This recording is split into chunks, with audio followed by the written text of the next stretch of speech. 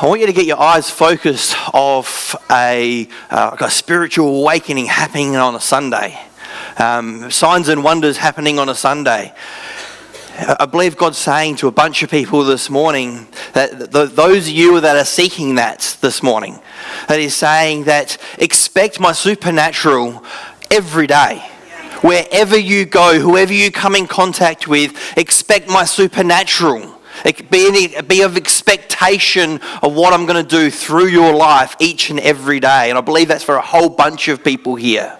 And you're going to begin to see signs and wonders in your workplace. You're going to begin to see signs and wonders out there before He releases something else next here. Whatever that looks like. Okay? So be expecting God to move in your life. Hallelujah. Okay, so I just need to be faithful and share those couple of things that were really heavily on my heart this morning before we get into the service of what we're coming around with Vision Sunday. How exciting, hey? Yeah, who's excited to get into Vision Sunday? Yeah? Come on. We've got some big things happening. We've titled Vision Sunday, What Do You See? Bit of a random title for Vision Sunday, isn't it? When I'm meant to be bringing some vision and I'm asking you, what do you see? Well, the reason behind it is our vision's already plastered out there on the wall. Transforming lives, changing communities. That's who we are as the church. That's what God's given us. But what do you see that looks like? I said to our board and our elders just over 2 years ago, I said, guys, what would it be like? This is one of our retreats. This is how I started it. I said, what would our community be like if we just shut the doors on Lighthouse tomorrow? If it didn't exist? Would we be missed as a body of people? I mean, everyone here would just distribute into other churches, so that wouldn't be an issue, right? But how much would the community miss what Lighthouse does as a body in the community? Would we be missed? Anyone think that's a weird question to ask? I thought it was a weird question to ask when God gave it to me. I'm like, what am I asking that for? Like, that's awkward. I don't like awkward. I find myself in awkward positions all the time. It's crazy. So, another awkward question. What do you see? What do you see when you meditate on our vision and our mission? Transforming lives, changing communities. Our purpose is to create a church where people connect relationally, are empowered and equipped to be all that God created them to be, and then be released to be a light in the community. It's not just a nice saying. It's not just something fluffy that we stick on the wall and go, oh, look how lovely this sounds. Let's get something poetic together. No, this is something that God birthed in Lighthouse Family Church. Wow. How many years ago, Paul? 6 or 7? And it was something that was being formed well before that, wasn't it? It got refined, I suppose, 6 or 7 years ago. And we went confidently, as a board and elders, this is actually where God's got us going. This is actually what it's about. It's pretty open-ended, isn't it, really, to create a church where people connect relationally. What does that mean? Well, what do you see that means? What do you see that looks like? Because each and every one of us is different, right? We've got things going, like we've got our church cafe and the kitchen team out there that serve things, and it's all hospitality focused, right? We've got youth, we've got kids, we've got men's and ladies, we've got the music team, we've got the food project happening. These are all things that are up and going, and we can think, oh, all these things are up and going and great, and I can just turn up to Sunday service and just enjoy the service and then go home, because someone else will look after all that sort of stuff. But if we're to be a church that connects relationally, are these things important to that? They should be. And over the last probably 3 months, there's been a couple of occasions we haven't been able to open the Wave Youth Cafe because we haven't got anyone to run it. But our purpose as a church is to connect relationally. And now, if connecting relationally means sitting down and having a cup of tea or a cup of coffee, we need a team of people that we can rely upon to turn up on a Sunday to make those teas and coffee. I know the kitchen team are always looking for people to help out in the kitchen. And it just seems to be the same people over and over and over again. But we as a church community go, this is actually important to us, that we provide a place that we can connect relationally. So that when people come in off the street hurt and broken, that we can take the time and sit down and have a cup of tea or coffee with them. And we've got some great people in our congregation that love to connect. And I love how they just seek out the new person. And they'll sit down and have a coffee with them. And they'll sit down and have a chat and they'll hear their life story. And those people are wonderful and we need them. But then we also need the people behind the scenes that are making all that stuff so that stuff can happen. So what do you see connecting relationally looks like? What do you see it looks like in our youth group? What do you see it looks like in our kids program on a Sunday? When the men's and ladies catch up, what do you see that looks like? Because this is the vision that God gave us as a church, and we're asking you to get on board with that vision. And you might have a different vision, and if you've got a different vision, maybe you're meant to be part of a different church. That's fine. We will release you. We don't hold on to anyone, right? We want you planted where God's got you. We want you planted where you are so you'll flourish and grow and be all that you can be for the kingdom, to see God's kingdom expand. You might have a musical talent that you go, I can play that and I can sing and I can do all these things, but I really haven't got the time to invest into that. That's a God-given gift that God's given you.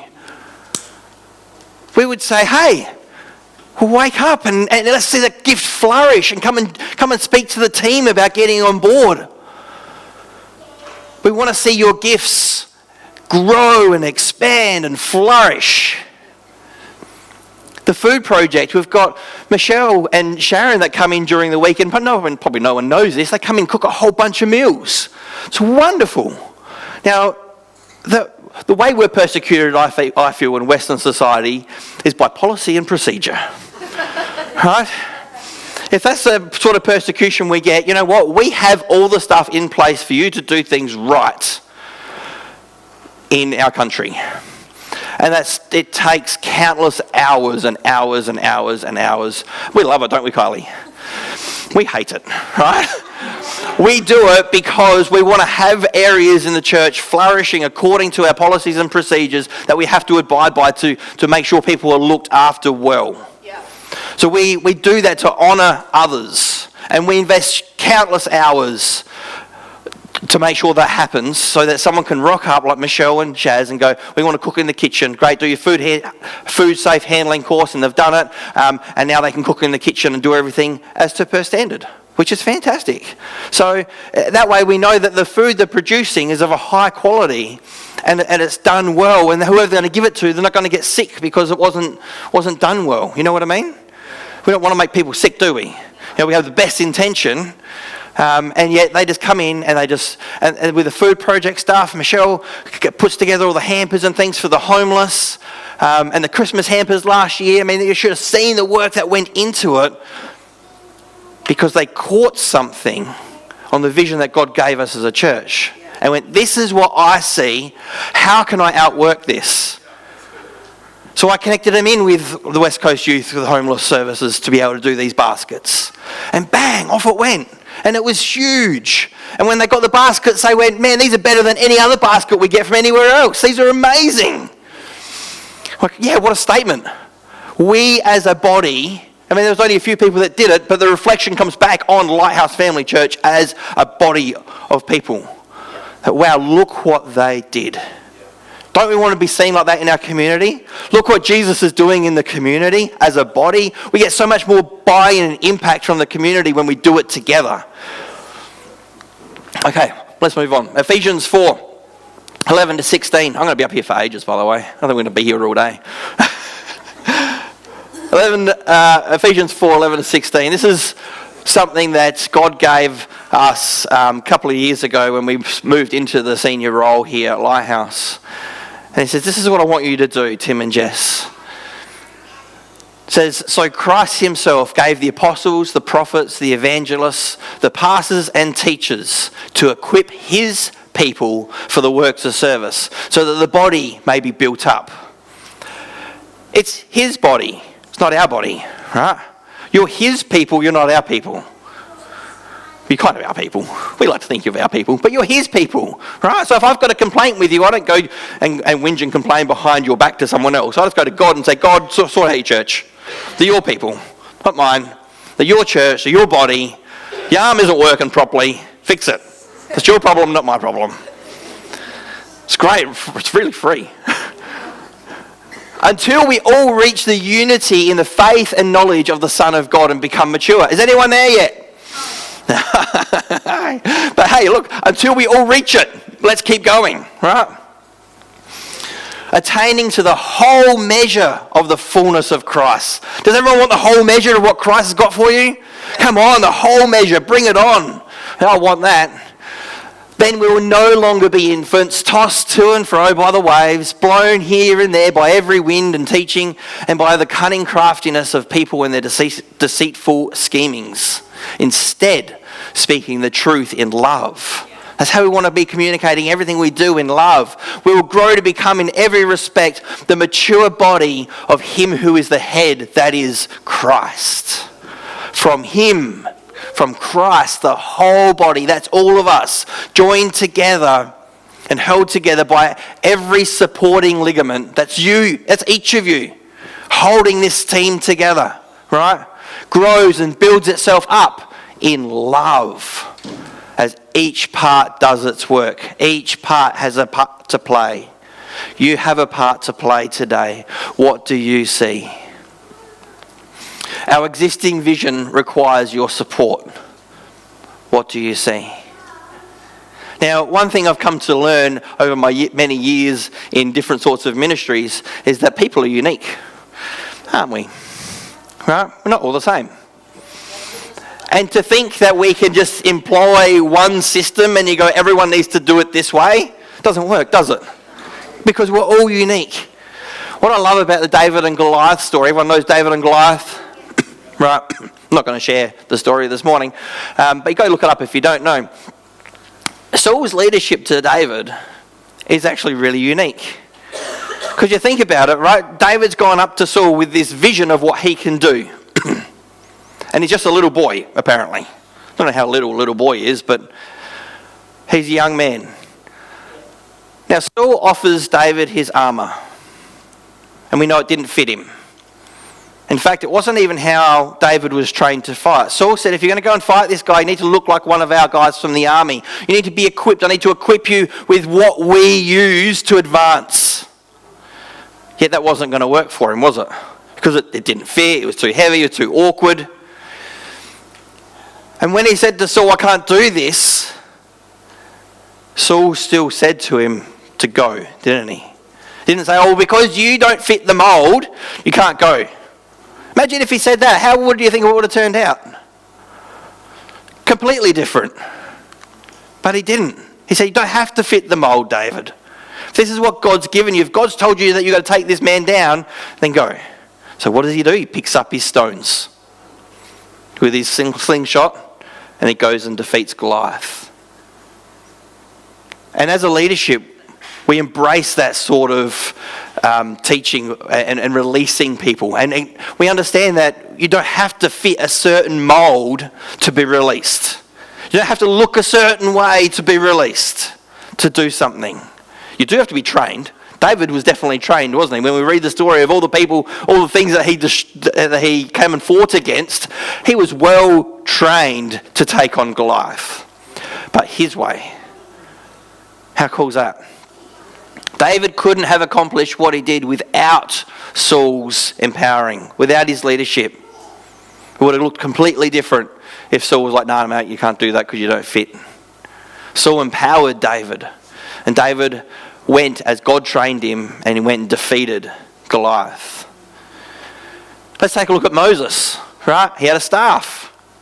What if the staff of Moses had to be passed down to Samson?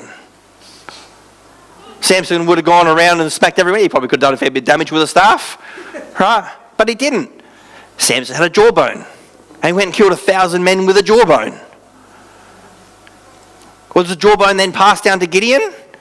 No. In fact, Gideon's army got reduced down to 300 men, and they had trumpets. Seems pretty weird to me. Come on, let's take on this army. What have we got? Trumpets. Front line with trumpets. Like, come on. And the trumpets weren't passed on to David.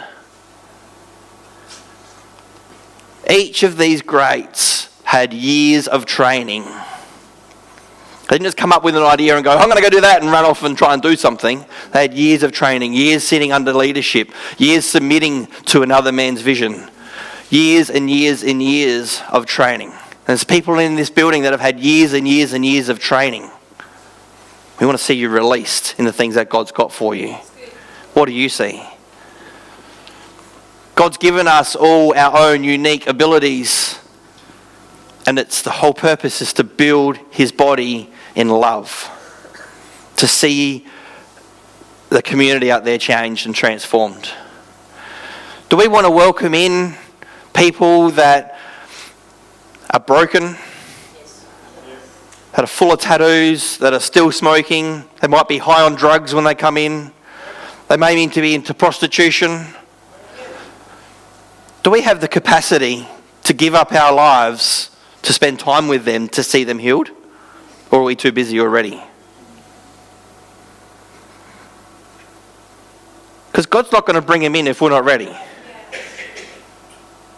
But I put the charge back on you. What do you see? How do you see Port Lincoln being transformed for God's glory? How do you see lives being changed?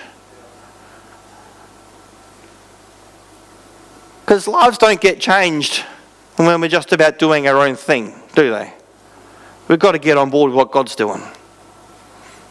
I want to introduce to you this morning our Big Futures Fund. As you know, we've been speaking about doing a redevelopment of the church manse. Well, we're going to knock the thing down. How exciting is that? Huh? We're so excited to be building a place for our young people that will hopefully they will find irresistible. And this will be a changing place that will see their lives transformed to make Jesus their number one priority. But it's got to be more than just a building. What do you see it will look like? And with that, I'd like to welcome up Pastor Jess.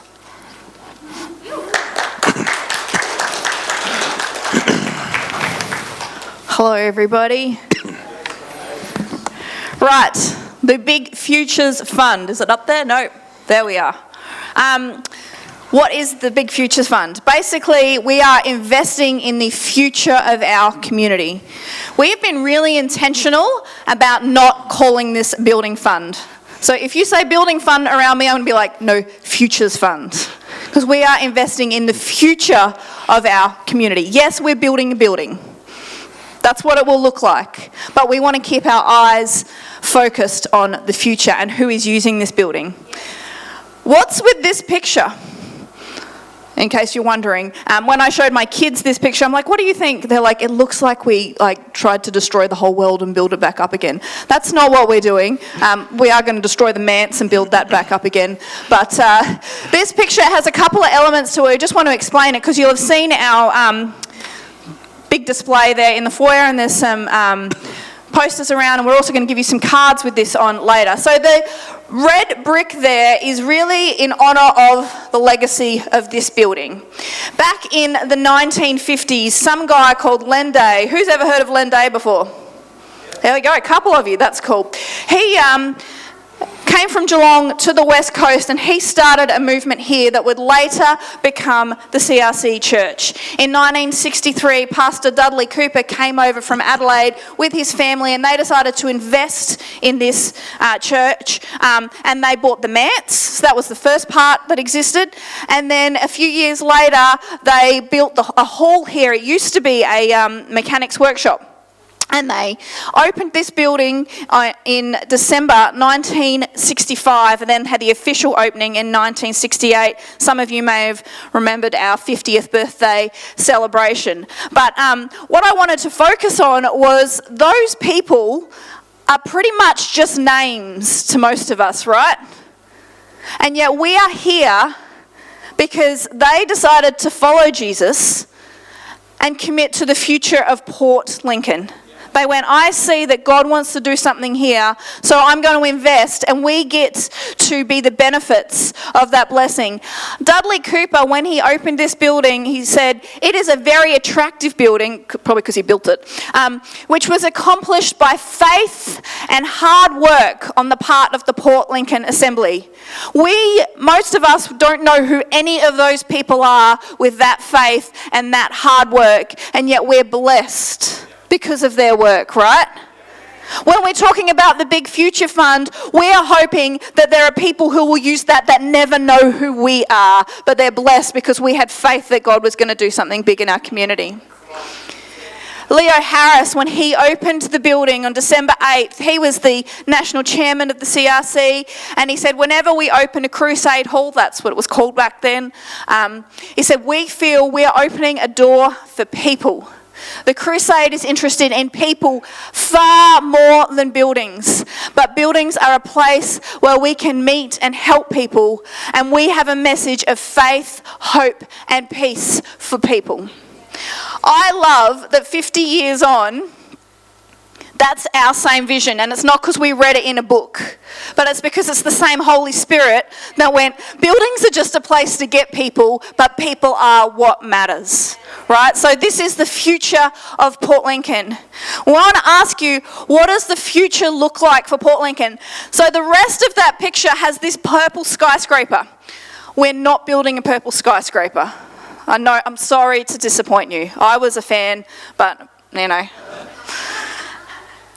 But we had that picture because we want you to get creative and start envisioning what does the future look like. Now, you don't get to get creative with the building plans. They're already done.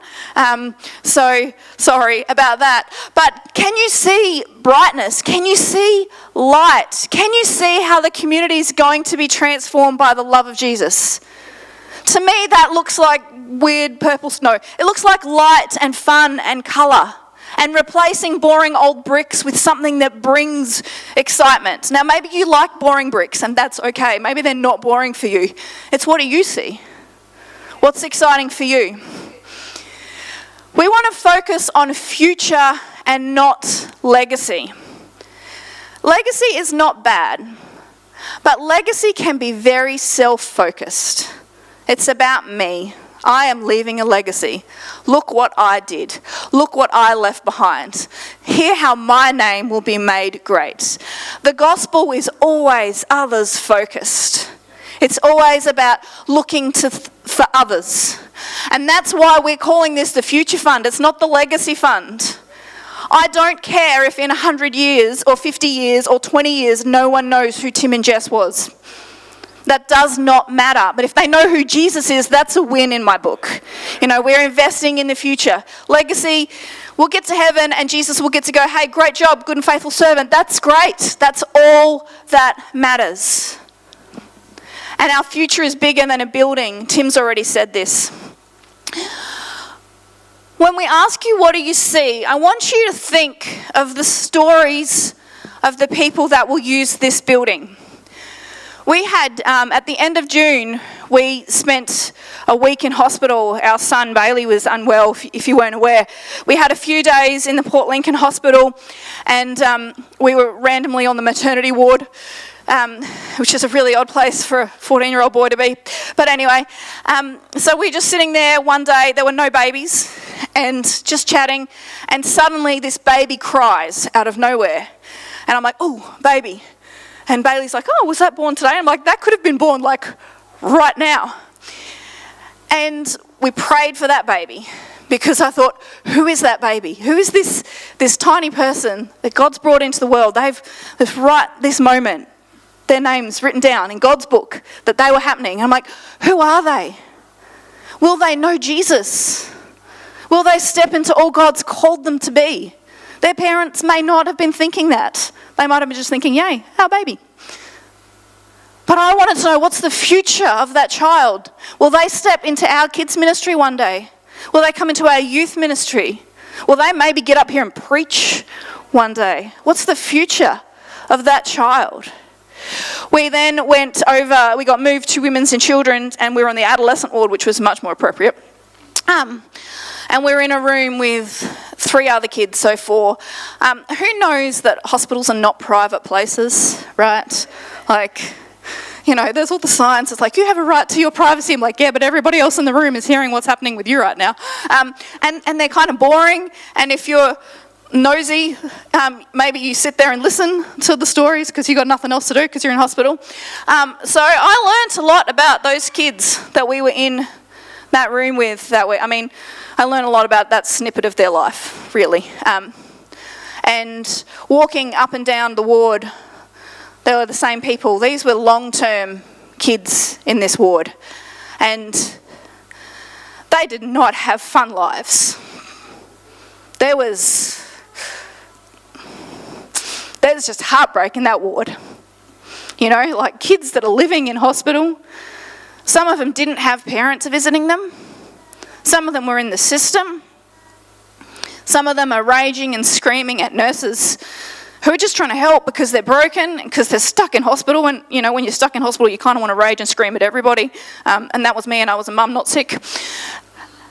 And it was just not good. And I just thought, what does their future look like? Because when we walked in there, and I'm like, oh great, we're in a room with 3 other people, this is not going to be great for sleeping. My next thought was, God, we're in here for a purpose, so what is the purpose? And if the only purpose I can get is to pray, then I'm going to pray, because I really hope that those kids have a better story than what I saw in that week. And it's stuck with me ever since. And the thing is, the real kicker, in a room of 4 teenagers, 3 of them were from Port Lincoln and Cummins. They were our kids. They're our responsibility. One of them got moved, and it was a girl from Whyalla, another EP kid. I'm like, what are we doing? I didn't even know these people existed, and we're not supposed to know everybody exists. But there are broken young people in our community. What does their future look like? What does their story look like? It can be all transformed by the power of the gospel. And so what do I see with the youth hall? I don't see a building. I see a place where young people can come and have other people hear their stories and love them. I see a place where the kids can run free and make as much noise during a service as they like. I see a room that's big enough that we can have programs for the different ages. I see the ability for midweek play groups open up to the community and have our people coming in and helping mums who are stressed out and investing into them so that they can be better parents, raise up stronger children. I see young people so passionate they drag their parents to church and the whole family gets saved. I see us getting to a point where someone goes, this building's not big enough. When's the next future fund? Because we need to start that now, or we need to plant another church, or we need to do something because this is not big enough for us now. That's what I see, but what do you see? And who do you see? What does their future look like? At the end of the day, that's what it matters. What does their future look like? And how can we be part of seeing that future transformed by Jesus, right? Off you go, Tim. That's awesome. One thing, thanks, that definitely deserves an applause. And I hope you're capturing God's heart here. Okay, that's all we're sharing is just God's heart. And one thing I'm really passionate about is seeing people released into their calling. And what I want to do is I want to employ people through the church to see lives transformed. I just don't want to be a church that has a nice little staff of people and that it's all about a Sunday service. That's not what God's called us to do. I want to see people employed in missions. I want to see people employed in hospitality. I want to see people employed in counselling. I want to see us release people, fund people to make a difference, to see lives transform and lives changed. Can anyone else get on board with that? Yeah. Come on. So this build that we do, yes, we're going to ask for a pledge because we would love to see this take place next year, begin construction. How much do we need, do you say? Well, the whole thing's going to cost us $580,000. Not much, hey? Pretty cheap, really? to demolish a building and then rebuild one, I think that's pretty good. How are we going to do that? Well, that's where we come to people of faith. As a board, we've been planning for this for several years. So we don't have to raise $580,000 because we have already set aside $100,000 to go towards it. How good's that? What a starting block, hey? Right, we have made sure that we have been planning for the future. So all we have to raise now is $480,000 to see this project get off the ground. I've got some cards that the team are going to hand out. If you can pass them around now. And I'll just explain to you what is in them. These are for you to take home. You don't have to fill them out today, but if you've already been praying about this since we shared this last year on what this is going to look like, you can more welcome to fill it out because you might already know what it is that God's placed on your heart to give. So there is a card in there for you to keep that looks like that one there. Okay, it's got the bank account details down the bottom. That one's yours to keep. On the other one is the other one that you return. That doesn't have the bank account details on there. But what it says on there, it says my pledge. You can put your name on there if you want to. You do not have to put your name on there. If you put your name on there, I'm not going to call you in 4 months' time and go, where's your money that you said you're going to give? Right, it's between you and God, not between you and me, not between you and the board or eldership or anything like that. It's between you and God. If something happens in that period of time and you can't fulfill that pledge, God knows, right? That's fine. That's a relationship with you and God. God might just be testing you in something or whatever it is. Okay, don't feel terrible. So yeah, put your name on there if you want to. You don't have to. You can leave it blank. What we've done on the board out in the cafe area, you might have noticed, is big A4, A2, A1 size piece of paper. It's big. And it's laminated, and it's got to be squares on it. The squares go all over the place, all over the building, because we couldn't fit 480 just over the new build, so they go everywhere. But what we're giving the opportunity is to buy for $1,000 a square metre. So you can say, yeah, I'll commit to a square metre. I'll buy $1,000, put towards that, towards a build. Or you might go, oh, I'll take 10 of them, or I'll take 20, or I'll take 50. Or you might go with a bunch of people and go, look, I can't afford $1,000, but look, I could probably get together and do some fundraising. Man, if you want fundraising options, go and see Pastor Paul. He has seriously got everything covered when it comes to fundraising and every idea under the sun. He's absolutely incredible. He keeps coming to me, oh, Tim, people could do this. Oh, Tim, people could do this. We could do this. We could do this. I'm like, I love the enthusiasm. Just get around this guy, right? And he will give you ideas on what you can do to fundraise. So you might be able to get a bunch of people together and go, we as a bunch of people will buy a square metre and fund that and see that built.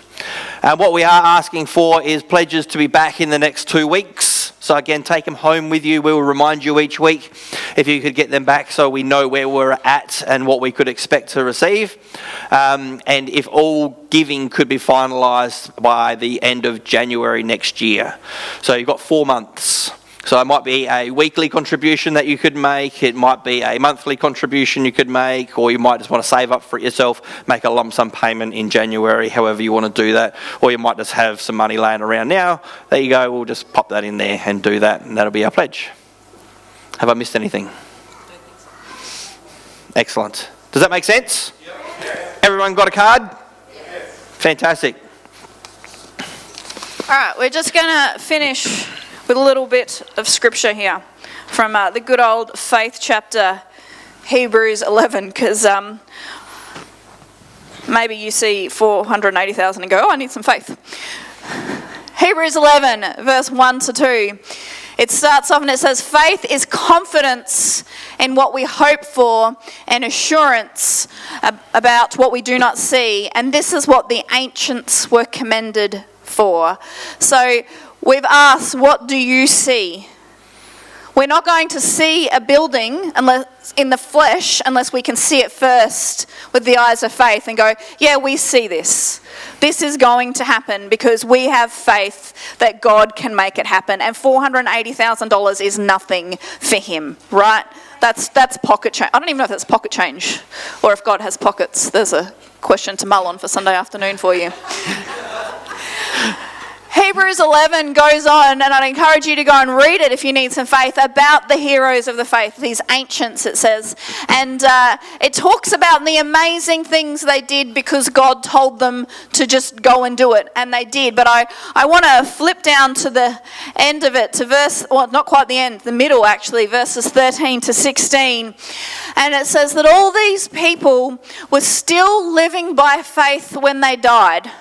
They did not receive the things promised. They only saw them and welcomed them from a distance, admitting that they were foreigners and strangers on earth. People who say such things show that they're looking for a country of their own. If they had been thinking of the country they had left, or they'd been thinking about what they left behind, they would have had opportunity to return. Instead, they were longing for a better country, a heavenly one.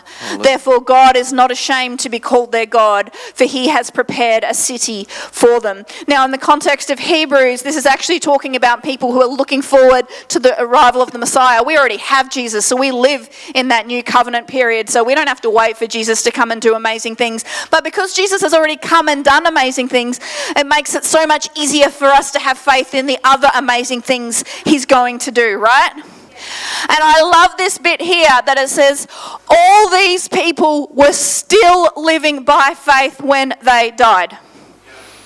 They hadn't checked out 15 years ago to go caravanning and said, I've done my ministry time, I'm all good, it's time for me to retire. They believed until their dying breath that God was going to do something good. And I want to encourage you to be people of faith for your whole life. And you may not see the people that use that hall. You won't see all of them. Let's be real. But let's believe in faith for their changed stories, right? Yeah, amen. Let's believe together that God's going to do that. And let's not give up. Whenever we just go, oh, maybe this is too much. No, we don't look backwards. We look forwards. We look to the future because we've got a big God. And this is not too hard for him. There we go. Yeah, Let's awesome. go.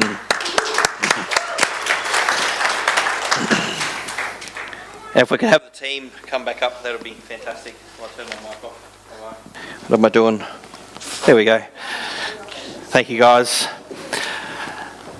I hope you're inspired this morning, church. We've just been raw and shared our heart and what we believe the future looks like.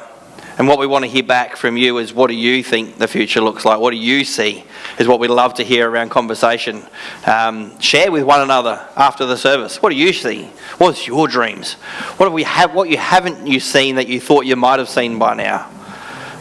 And you young guys, what do you see? Do you see a life just going off and doing your own thing? Or do you see Port Lincoln transformed? Lots of people are willing just to get out of Port Lincoln and go and explore the world. And you can explore the world from Port Lincoln. But what do you see with the young people? What do you see with the next generation? What do you see for the parents to stay behind and partner with and sow in and invest and disciple the next generation? What do you see? We'll leave that with you, church. Thanks, guys.